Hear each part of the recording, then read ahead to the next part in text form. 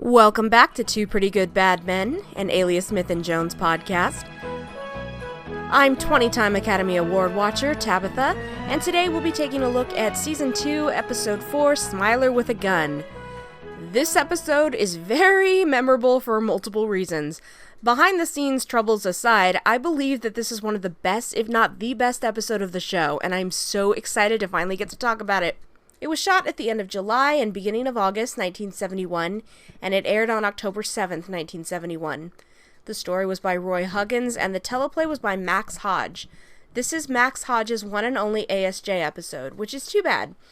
He doesn't have a huge IMDb page, which is also too bad. Again, I love this episode.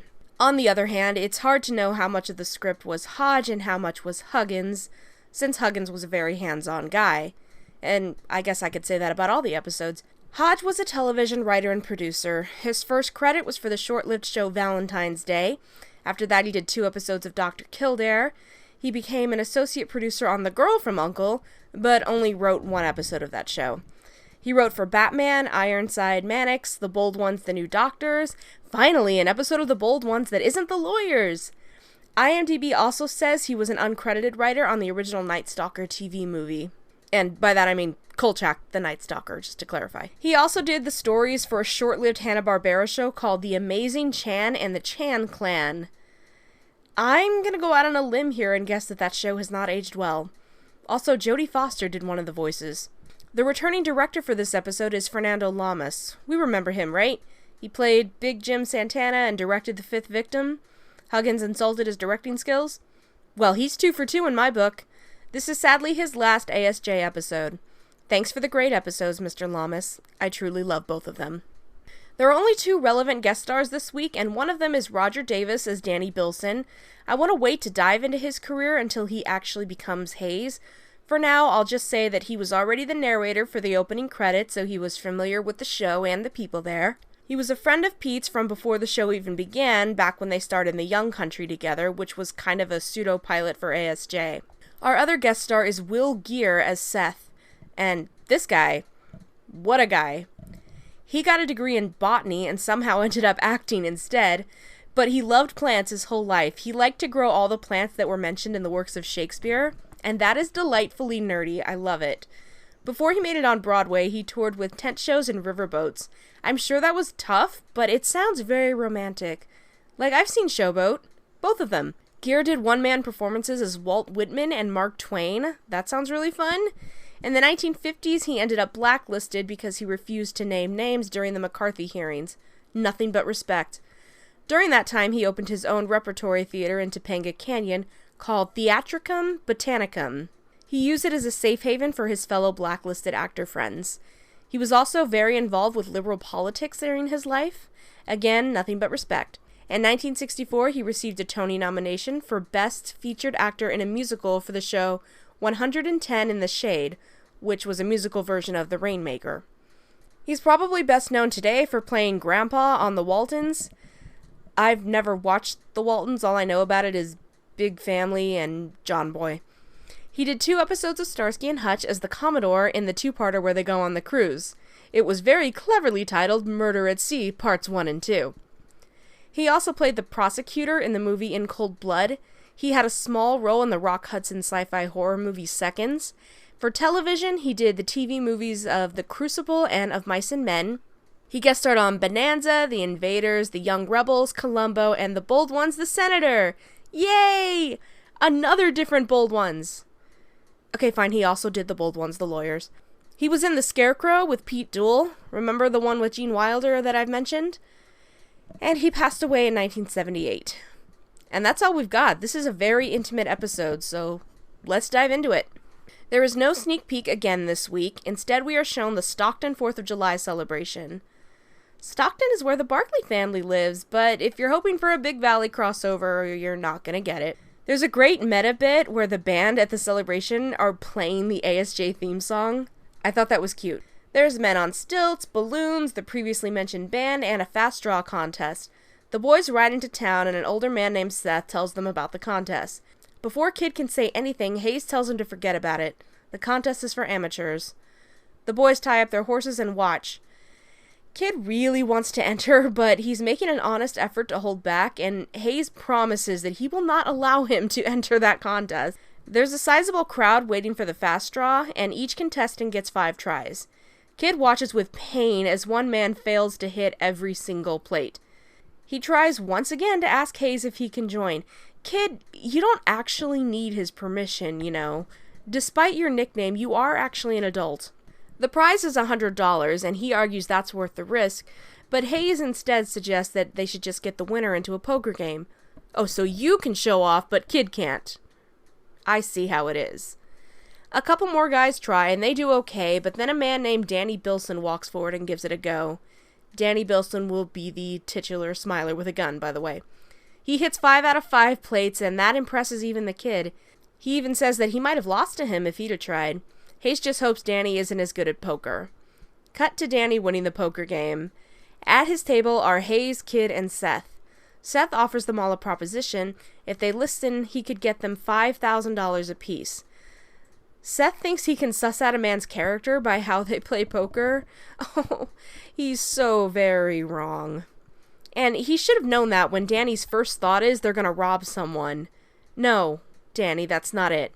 Seth has a gold mine out in the desert. It'll be hard, exhausting work for 4 or 5 months.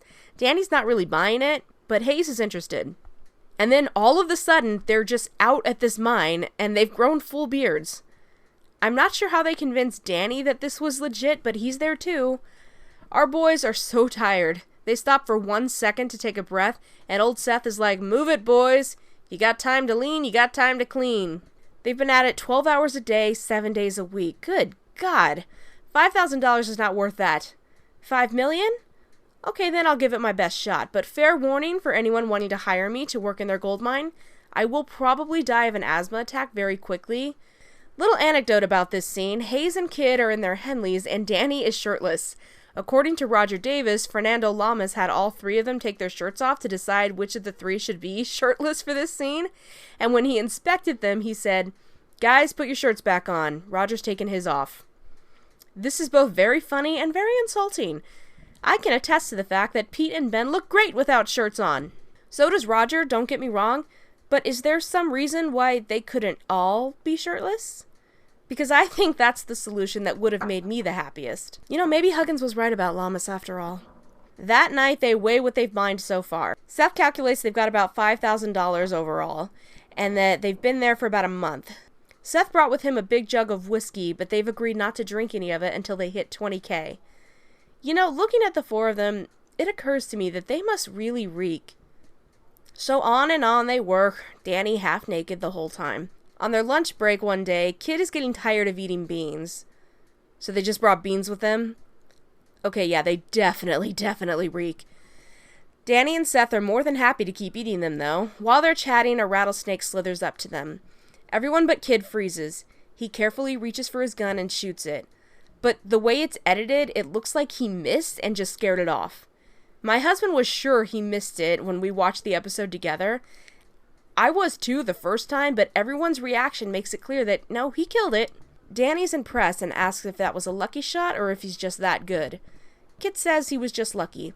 I don't think anyone would take a shot at a rattlesnake if they weren't sure they could hit it. Unless they're an idiot, I guess.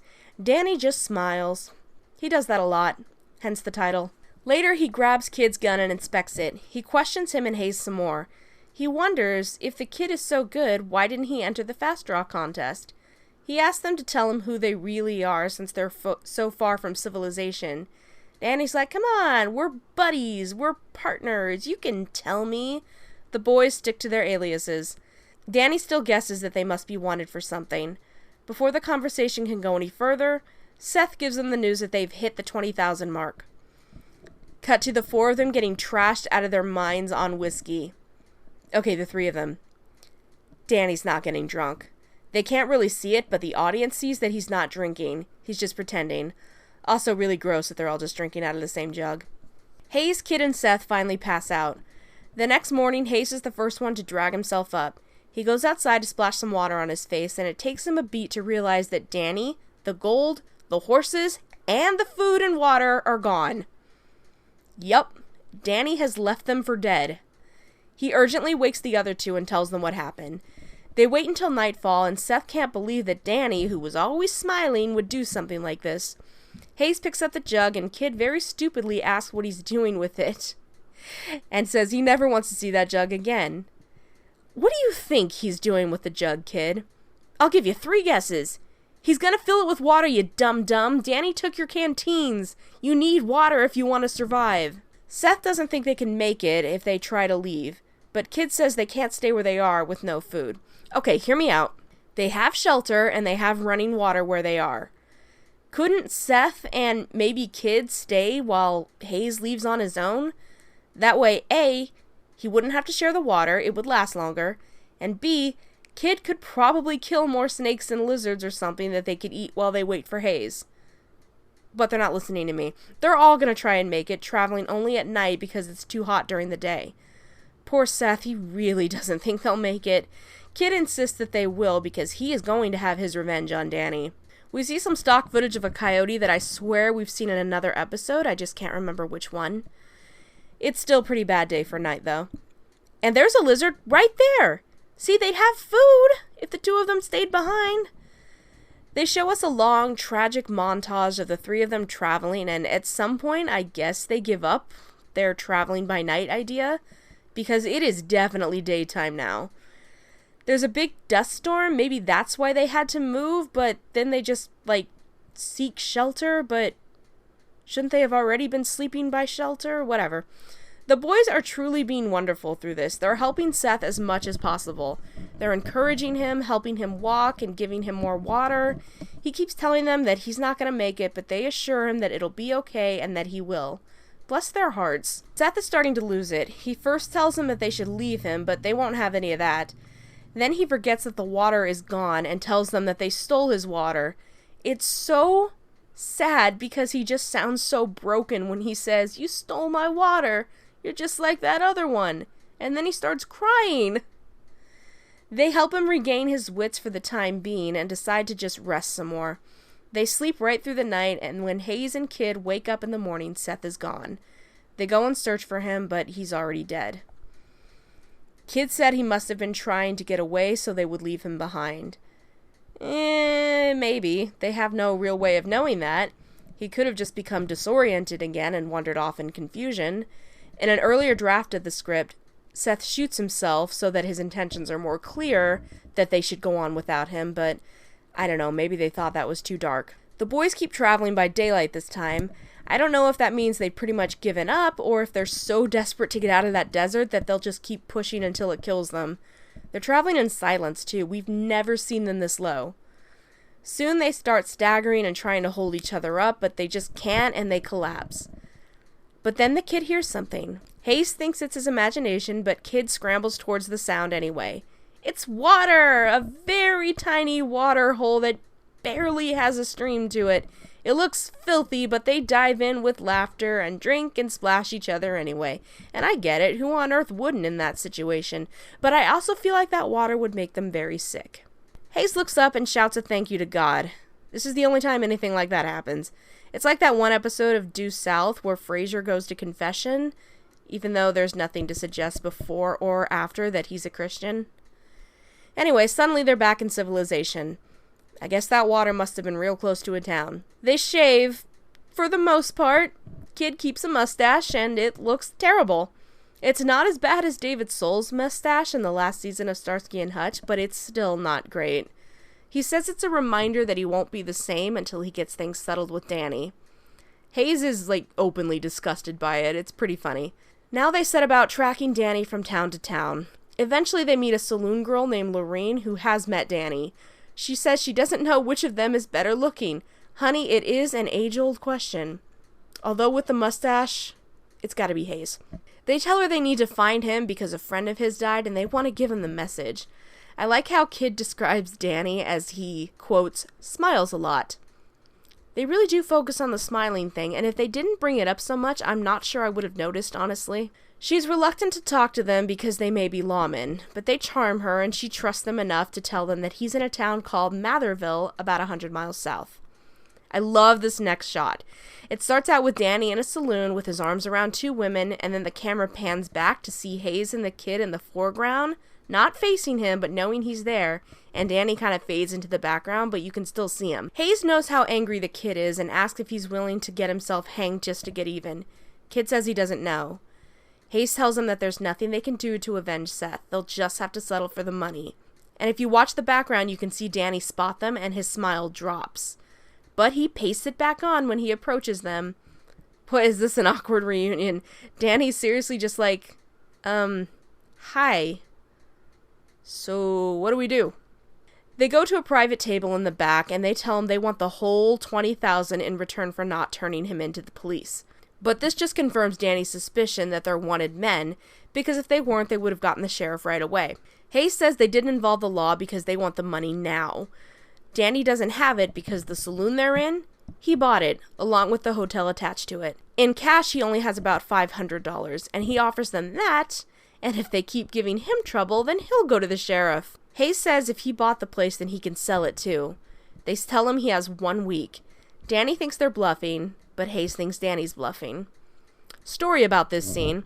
Roger Davis said, quote, Peter was bored as he could be, and he didn't know the lines. He had the script in his lap. He was still very good in the scene. He was very good. End quote. Roger was in awe that he could still hit all the beats perfectly without really being engaged with the material. It's like it was effortless to Pete. Pete also helped Roger out with his performance in the scene. Roger elaborated, quote, he knew in the scene he was going to go, I want that money back. But he knew that when he gave it to me in the close-up, that I would have a much better reaction if he gave it to me sweetly, nicely, end quote. Peter delivered his lines on Roger's close-up in a joking way and gave him a big wink that helped Roger react with his character's infuriating smiles and laughter. Quote, Peter knew that it would take me to the thing. I was in the perfect place, end quote. About Pete in general, Roger said, he was very relaxed in front of the camera.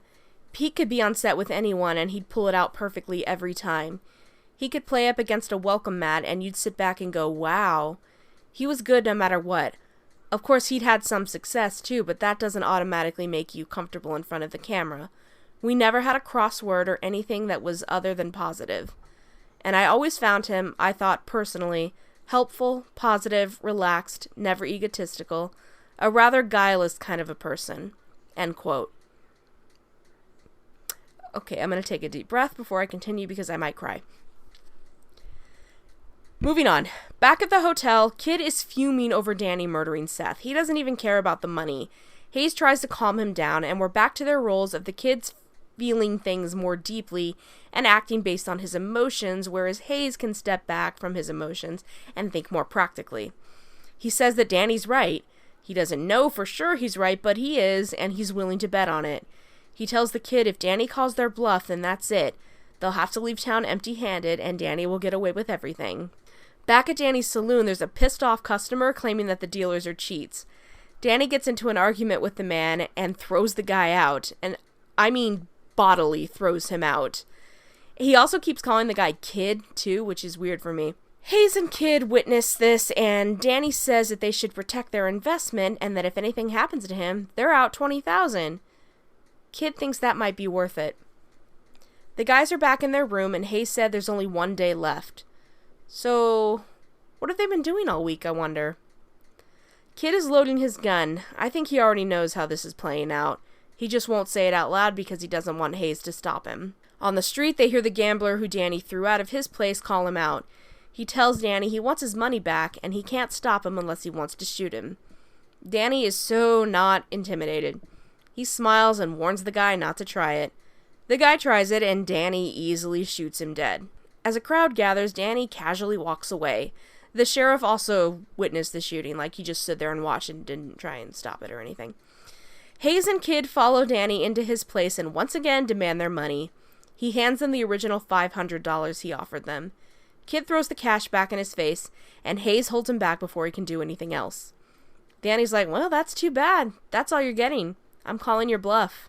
And then he smiles again. Hayes is pissed, but he's still prepared to leave town. Kid, on the other hand, is not about to let it go. He insists that they go see the sheriff, and he asks him about the shooting that occurred with the gambler. The sheriff said that since the gambler started it, that means Danny acted in self-defense. He says if there's a gunfight, the man who started it better lose or he's in a lot of trouble. Kid shrugs, thanks him for his time, and Lynn leaves. Hayes asks what the hell that was about. He doesn't want the kid to go Danny into a fight. Kid says that he's not.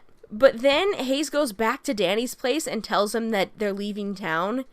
Danny asks how the kid feels about it, and he says he understands Hayes, but he doesn't understand the kid. Hayes says that he should probably lay low for a while until they ride out of town. Danny gets this nervous look on his face, and he goes out to confront Kid while he and Hayes are preparing to leave. Hayes tells Kid not to engage him, but we know that the kid just isn't capable of backing down like that. Also, it sounded very much like Hayes purposely made Danny feel nervous about the kid, like he wanted the fight to happen, but then he tells the kid not to fight him, and he tells him it very quietly, so it's not like it was for Danny's sake. Like, it wasn't a show. Just make up your mind, Hayes. And the sheriff steps out of his office again. Is that all he does in this town? Watches gunfights to see who started it? Did it ever occur to him to try and prevent these fights once it's clear they're about to happen? Danny thinks Kid is leaving now so he can sneak back in the dark and shoot him in the back. How dare you? Kid would never do anything like that. He wants Kid to deny it. He wants to have it out now. Kid calmly tells him that he's just going to leave town. Danny says he's not going anywhere. Hayes and the sheriff both look nervous. Kid turns to leave. Danny draws, but the kid is faster. He draws, and this time he shoots. And he shoots to kill. Danny smiles one more time before dying in the street. Even half turned away, Danny was no match for the kid's speed. The sheriff says it does look like Danny started it, but what a coincidence that Kid was just asking about this very scenario an hour earlier. Once again, my guy, you could have stopped it. In the tag, Hayes says now he gets why he talked to the sheriff. He knows that he was hoping Danny would call him out. So Hayes really wasn't in on any plan. Then what was with that last scene he had with Danny?